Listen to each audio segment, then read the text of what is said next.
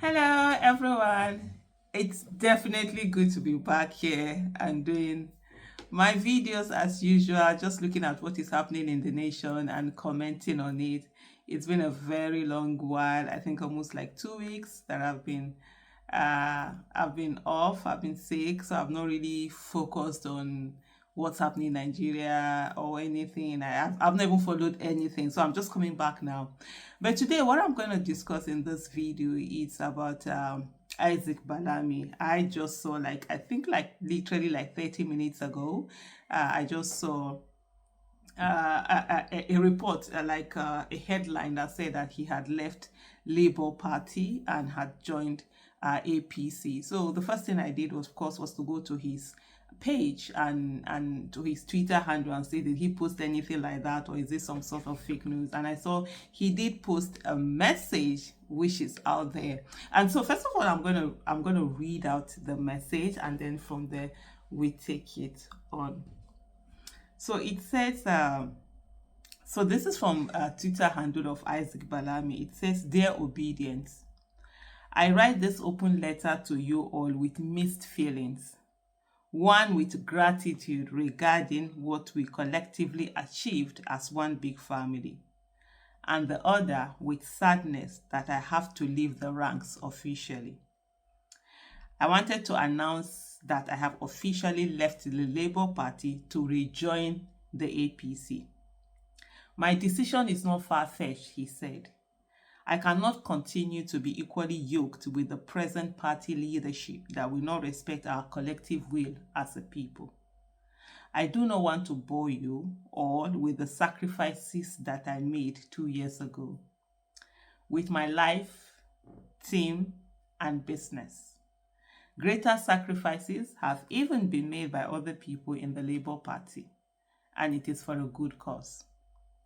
He continued and said, "Brothers and sisters, there are issues bedeviling our dear nation, and the goal is to serve Nigeria. I was a member of the APC, and back in the years, I always enjoyed playing a role, no matter how small it was, putting Nigeria first in everything I did. Perhaps it's a niche I have carved for myself. And one thing that will always stand out for me is our collective goal to make Nigeria great. It doesn't matter the political divide. I must admit that I have enjoyed the resilience of obedience, and the energy is what I will continue to use to play my part in serving Nigeria and her people. I have personally informed His Excellency Peter Obi of my decision, and I am openly appreciating him for the opportunity to serve during the 2023 presidential campaign. I also appreciate my team, and lastly, I appreciate you, my dear friends. God bless the obedient movement. God bless the Federal Republic of Nigeria." So there's been a lot of mixed feelings from, different people saying all sorts of things, whatever. People have a right to do whatever it is that they want to do. But one of the things I've always said, and I still maintain and I'll continue to say, in a movement, there is no movement until everybody is inconsequential. I've said this thing several times. Everybody must be consequential. And it's an open, free entry, free exit movement. It should be a free entry, free exit movement.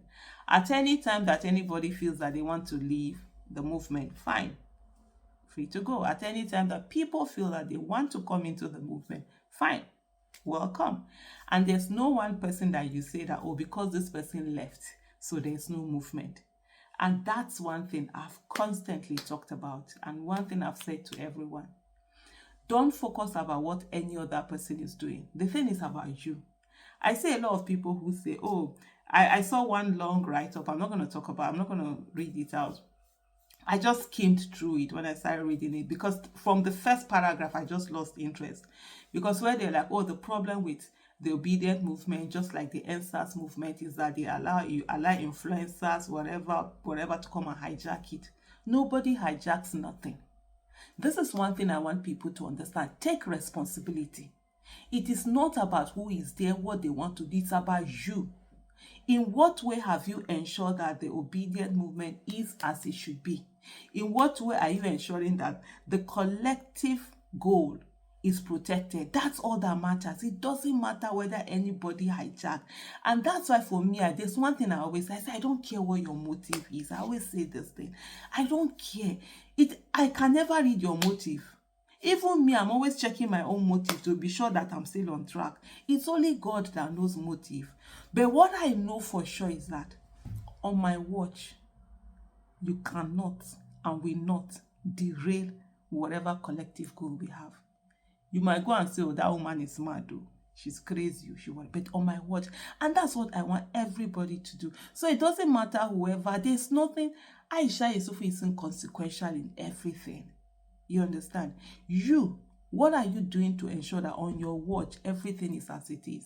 That's what matters. That's all that should matter. That's the cocoa of the cocoa. Every other thing, forget about it. So every one of us is a leader. And one thing I've always talked about is the fact that, look, in this movement, in the obedient movement, the real strength of the obedient movement, you understand? The reason when you're doing the SWOT analysis, you're doing strength, weakness, opportunity, threat. I would say the real strength are those nameless, faceless obedience. They are very powerful. Their voices are very powerful. You don't hear them. You don't see them. But they are there. They are passionate. I don't even know how to describe. They are fierce. They are loyal. They are there. And one thing with them is that you don't know them. And they are all over the place. They're in every house you can think about. So because you don't know them, the government doesn't know them. Whatever party, they don't know them. They can't compromise them. I've always said it. I said those of us that are known, like you see the faces, say, oh, this face is known. This face is known. You can easily be compromised. I've done this video several times. I said we are actually the threat to the movement. So those people, I've seen people who are so passionate, who are putting their all, everything. Nobody even knows they exist. But they're doing their all. So that's the most important thing. So in a movement, it's normal. People will leave, people will go. And that's why there's one thing that constantly, some people have been doing. And I keep saying that, look, this is wrong. Which is to say that when people are coming like, where were you? Where were you when we're doing you didn't come early? It doesn't matter.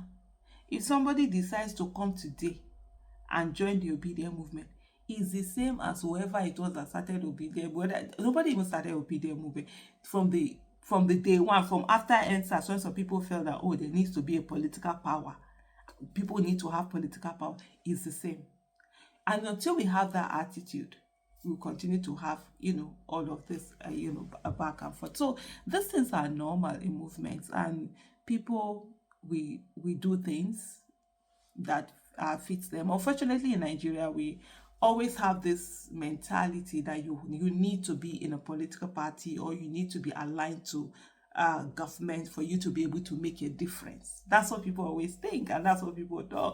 Oh, you need to serve in a certain capacity, that you serve in government. You have to be there in government or part of government or policy for you to actually, be able to serve the nation. It's not really true. You can't serve your nation without being part of anything, and you can also serve the nation being part, of something, depending on whatever niche that you choose to do. So I would say to everyone, yes, you.